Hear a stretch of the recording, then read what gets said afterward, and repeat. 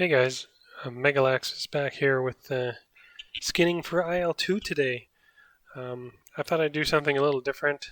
Um, I do mostly skin for DCS, but I also skin lots for IL-2. I also am one of the people that run the IL-2 Skinners community Discord server, which I can provide a link to in the description.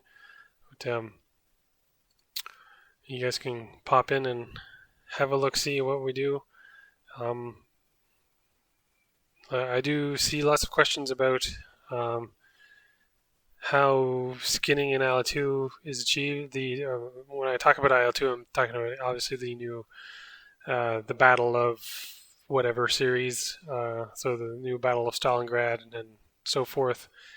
Not the old IL-2 1946. That's long gone. I used to do that back in the day, but now I'm concentrating on these newer simulations. So first off, is thing you have to know about IL-2 skinning is that IL-2, just like any other simulation that uses 3D models, you skin a 3D object with a 2D template or 2D texture. So here I've got the Typhoon template because I'm looking at the Typhoon here in the viewer. The viewer can be accessed through, let's see if I can get the address here. So in your main IL-2 folder, so in your main IL-2 folder, you have a folder called bin, and there is a folder there called viewer. And if you just go get the viewer.exe in there, it'll bring up this 3D model viewer, which allows you to visualize your skin without having to start the game. Okay. IL-2 does support a very, I don't want to say primitive, but an early form of PBR in the form of alpha channels. Some of you who've skinned in Flight Simulator X probably very familiar with alpha channels.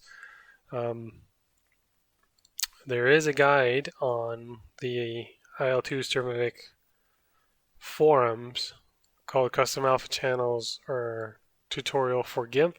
It says for advanced skinners. Basically what they're getting at is, with this part, is if you don't want to touch alpha channels, you don't have to. You can just steal one from one of the default skins and it should work just fine.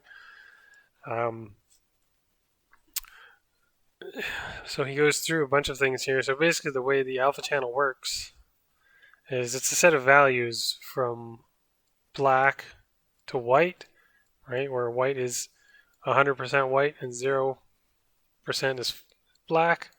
Okay, so if you have a fully white alpha channel, your skin will be completely matte, so completely flat. These values here, he's got so a light gray between 51 and 90% will give you brighter reflections with less shine.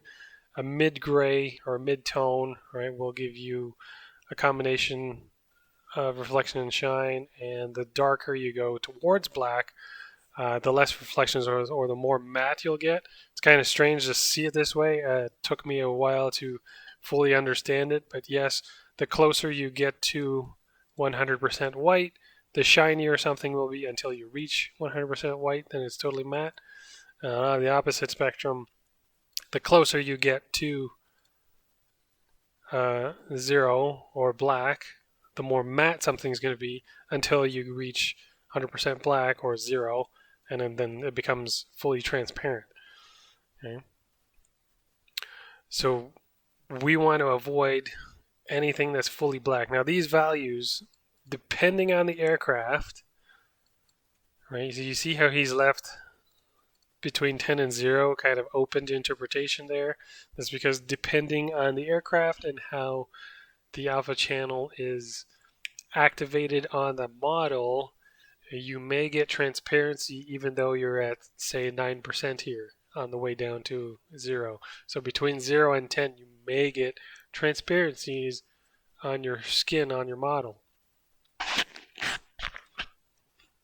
Okay. And that's model dependent. Okay. So this is a good guide to go by. It's by no means definitive, so you will have to play with this stuff, okay? So I have a 2D skin file, right? So I've worked it in my template here, right? I've made this typhoon skin. So I'm going to show you how I apply my alpha channels. Okay, so template's pretty exhaustive. Okay, so quick little trick. I work exclusively in GIMP. So all the tricks I'm going to give you here, I'm going to be assuming that you know how to work in GIMP. If you have specific questions about specific tools and that sort of thing, that's what our Discord is for. So just pop in and ask us questions. More than enough people there to help out. Everybody's friendly. Okay. But one thing I do see from time to time with skinning, be it in DCS, IL2, or any other simulation, is people tend to use the flatten function. So if we go to image and we go to flatten image, basically what it'll do is you'll see all these layers basically will merge into one. Right? So I've merged this into one. This leaves me at a somewhat of a dangerous spot, because if I am too quick on the keyboard and I hit Control S, which is my save function, right? I've now lost all these layers. All the work that I've put into my template is gone, and I have to start over. Don't ask me how I know this happens. It just does. I've had a few bouts of bad luck. I've done it once or twice, and then I learn from my mistakes. Okay, so now I don't recommend flattening, and I don't flatten. And when I see people talk about using the flatten function, I like to reach out and slap them across the face, because that's what just the kind of person I am, Okay, so what I do instead is in GIMP you use left, Control Shift, and C, which will copy what's visible, and then you use left, Control Shift, and V, which will paste, and now it pastes basically what it saw, right, in the template, and it'll paste it as a single layer image. Okay.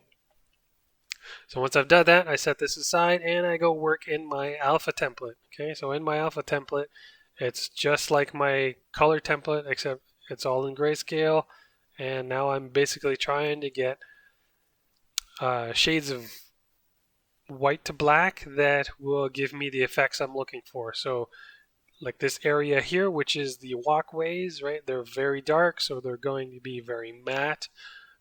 These parts here are lighter, so they'll pop out more, be a little more shiny. All these scratches and paint chips and whatnot, same idea. We want the metal to be a little shinier there, so we make that shiny. And the rest, we just put a whole bunch of noise there just to give it some visual appeal. Okay. So a very easy way to do this. There's very convoluted ways of doing this. If you follow the guide here, this is for an old version of GIMP. I believe what is this, like 2.8, probably even earlier. And just judging by the windows here. Like, what is this date from? See, so this is dated from 2015. See, so this is fairly dated information. It's still valid, but it's there's certain things that no longer work. Okay, so the easiest way I do things is I will work inside my template here. I'll make the things that I want shiny, the other things that I want matte. Okay, so I go back to my single layer image file, and I'll just hold left shift down and I'll drag to the right, and that creates a layer mask for my skin here. And what I'll do is I'll do that same trick with the left Control Shift and C, which I've just copied everything that GIMP sees, and I'm going to paste it in my layer mask. So the way I know I'm pasting it in my layer mask is if the box is highlighted white. So if I were to click on this box, see how it highlighted white here? So that means if I was to paste this now, I would paste this directly over my layer. I don't want to do that. Okay, I want to paste it on my mask. Okay, so my mask is now active, got the white box around it. I know it's hard to see because it's fully white. The way masks work in GIMP is fully white is fully visible, right? And if I were to paint some black on the mask, well, that would completely erase it. Okay, the information is still there. Let's see if I deactivate the mask. The information is still there, but I just hid that information. Okay, so we don't want to do that, but okay, we're going to want to paste our alpha into the mask. Okay, so if I disable that again, right, my information is still there.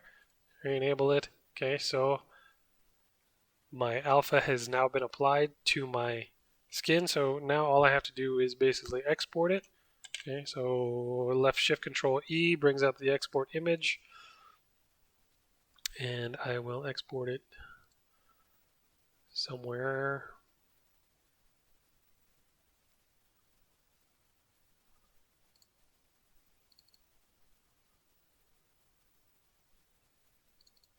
Data, graphics, skins. All right, we go find our Typhoon Mark 1B. And in this case, I already have this one, but I'm just going to do it anyway. So you name your skin, .dds. Here you should already have the DDS extension for GIMP. I also have, for the uses of DCS, a BC7 DDS compressor tool, which is on by default. So I have to go in and click on DDS image down here. Okay, so when I want to export, it's going to bring up this little window right here. So before I do anything, I want to go down here and hit RGB Alpha 8, and I'm going to want to save to BC3DXD5. Going to want to generate some maps. Then I want to go Advanced Options and Filter Box, and then I'm going to click OK. Okay. And once I clicked OK, it's going to save that, and I'll be able to come over to my viewer and have a look at my skin. Okay, so I don't know if you noticed, but because I did my own alpha channel work, let's bring back a default skin here. Default skin here is fairly shiny. I'm personally not a big fan of it. You know, it's everybody suits themselves. Let's go back to our skin. So I take some of that shine out of there, okay, but I still leave some shine. So in the metal chips, you can see some of the shine shining through, right? So that's when we go back here on the wing panels, right? So that's these lighter colored areas, right? Come out as shiny. Same when we look at the bottom.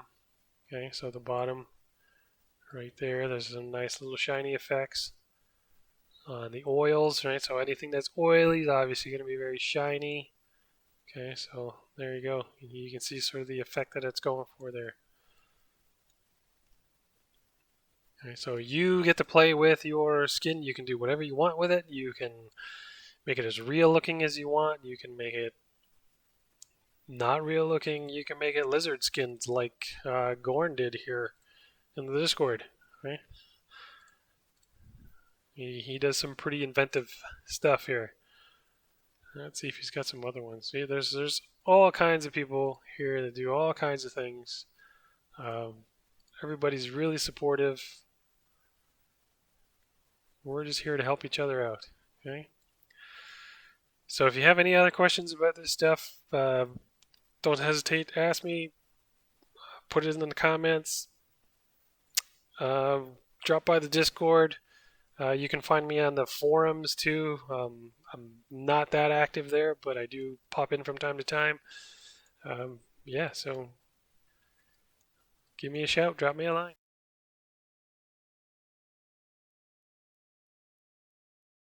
One last thing before I go, I forgot to mention this, but if you do find yourself in a situation where you have transparencies and you don't want transparencies on your skin, what I like to do is I will find a spot on the alpha template. So I'll bring up the wireframe and I'll find a spot where there are no parts that are going to be obstructing anything.